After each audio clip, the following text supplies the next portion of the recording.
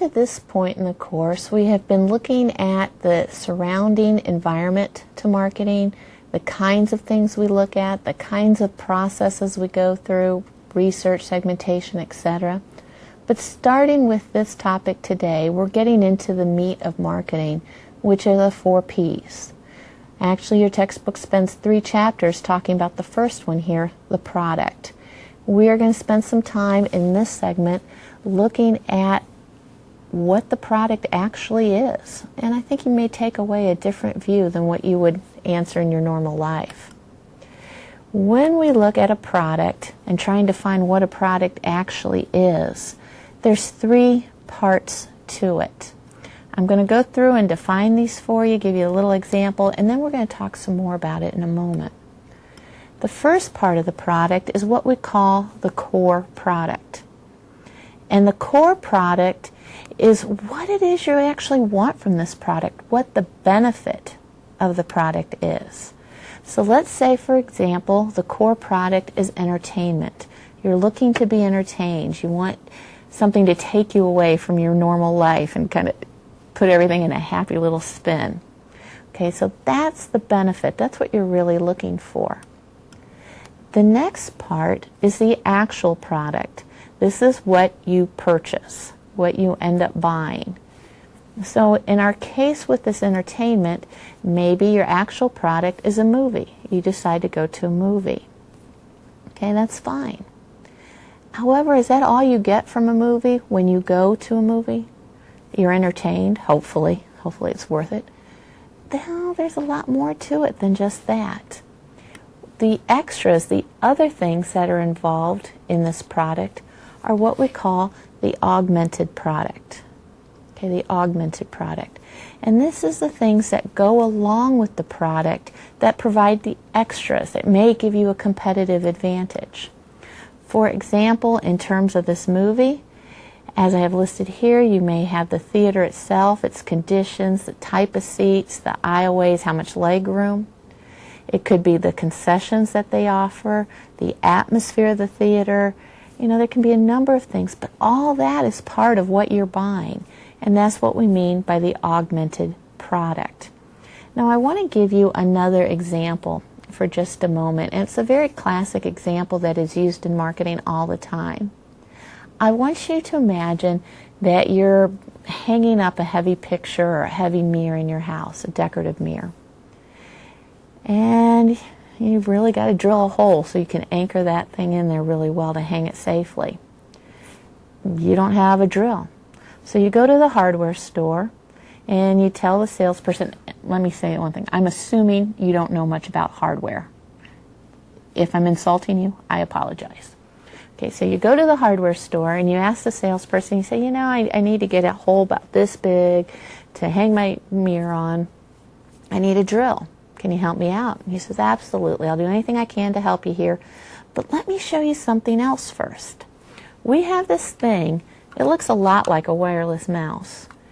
You put it on the wall and you can turn a dial to the size hole you want. You push a button and it goes bzzz, and you have your hole. The mess goes right into the base, so there's nothing to clean up. It's quick, it's easy, it's lightweight, and you know what? It's only about 2/3 the price of a regular drill. How many of you would buy that? Probably most of you. Why? Because you're not really looking for the drill, which would be the actual product. What you're looking for is the core product, which is the hole. You went to the store to buy a hole. If you can find a product that can serve that need better, more efficiently than something else you were considering, you'll buy it. Okay, let's look at another end of what products are. We're looking here at kind of the definition overall, but we also classify our products. We're going to look at it based on consumer products and B2B products. Consumers, we tend to classify them in one of two manners. The first one is it a durable good or a non-durable good? A durable good is one that's going to have a life of at least a year, usually much longer. Hopefully clothing would fit into that, possibly shoes, depending on if you're talking kids' shoes or adult shoes. Appliances, hardware, furniture, all those would be considered durable goods. Non-durable are things that have short lives. For example, paper towels, food product, all those would be considered non-durable. As you can imagine, you need to have different strategies, particularly in terms of distribution, to address both of these needs. Another common way of classifying consumer products is based on how you buy the product. And I'm going to go through these pretty quickly because they are defined in your textbook. A convenience good is one that you're not going to put much effort into. It needs to be in front of you or you won't buy it.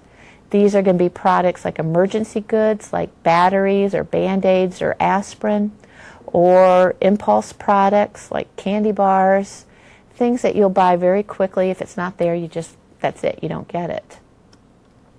The second one is a shopping good.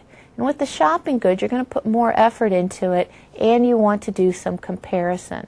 Think about buying clothes or some non-luxury, non-expensive type of furniture, just everyday type of furniture.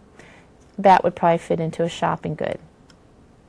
Specialty good is one that you're willing to put in quite a bit of effort to look for. This might be a car. If you're into guitars, it might be getting a particular brand of a guitar. But you really want something and you're willing to put that extra effort in. The last category is an unsought good, and this is a product that people normally don't want. And it's kind of hard to market those. Life insurance, health plans, funeral planning, things of that nature. Okay, now let's compare those to B2B. When we classify B2B products, we pretty much do it as towards the purpose of the product, how they'll be using this product. Is it equipment that they're going to use in their production, such as a large manufacturing machine? Or it could be what we call MRO. And these are supplies and products that help with the maintenance, repair, and operations of a business. We also have raw materials, which are goods that we haven't been manufactured. Maybe we get lumber, we get coal, steel, things like that. They're raw materials that they're going to do further work to in making a product. Or it could be processed material. For example, fabric, where we've taken some wool and we've made it into a fabric already. They're going to take it and make upholstery with it. They're going to take it and make drapes with it. And finally, component parts, where they take this product that we make, that we sell as a whole, and they put it into what they make. An example would be if we are a radio manufacturer. Some of our radios are going to be sold to car manufacturers, and they're going to be taken just like they are and installed inside the car. That is a component part. You could also think along the same idea sometimes as ingredients would fit there as well. Okay, so let's just kind of wrap up this general idea of what a product really is. Marketers need to take a broad perspective when defining what a product really means to the consumer. We don't want to look at just the tangible aspects. We want to look at what they're really buying. Why are they willing to give up their money? What do they want for that investment? What do they want for losing this opportunity cost here? And secondly, classifying products helps marketers to better target their market due to a better understanding of how, why products are purchased. For example, to explain that just a little bit more, go back for a moment to the unsought good products. I said these are products that people normally do not want. Life insurance, funeral planning, etc.